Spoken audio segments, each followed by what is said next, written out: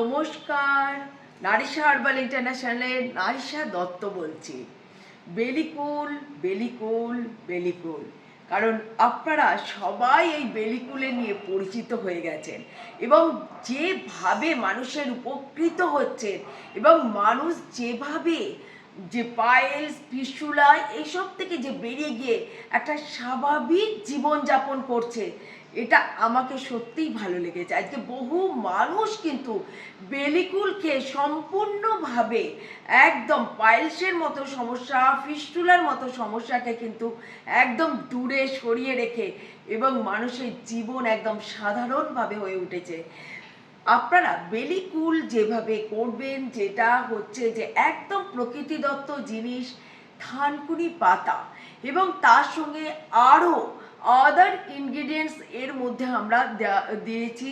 এবং যেটা কি হয়, বেলিকুল যদি আমরা, কারণ হচ্ছে বেলিকুল আমরা রেগুলার দুবার করে খাবো। যাদের কনস্টিপেশনের সমস্যা আছে, যাদের কনস্টিপেশনের সমস্যাও নেই, যাতে না এই কনস্টিপেশনের সমস্যার সম্মুখীন হয়ে এবং একটা দুরারোগ্য ব্যাধির কাছে না আমরা পৌঁছাতে না পারি এবং সেটাকে যদি আমাদের জীবন থেকে দূরে রাখতে পারি, তাহলে অতি অবশ্যই আমরা কিন্তু বেলিকুলের হাত ধরবো।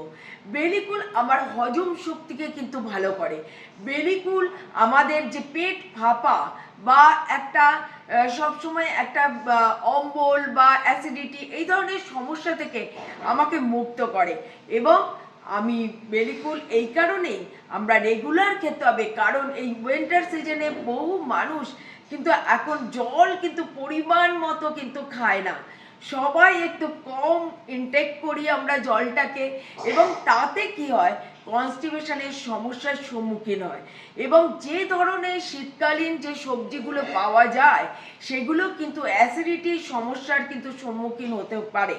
তাই আমি বলবো বেলিকুলের হাত ধরুন, আর এই অ্যাসিডিটির সমস্যা, কোষ্ঠকাঠিন্যর সমস্যা এবং পাইলস ফিস্টুলা থেকে বেরিয়ে এসে সাধারণ সুস্থ একটা জীবনযাপন করুন।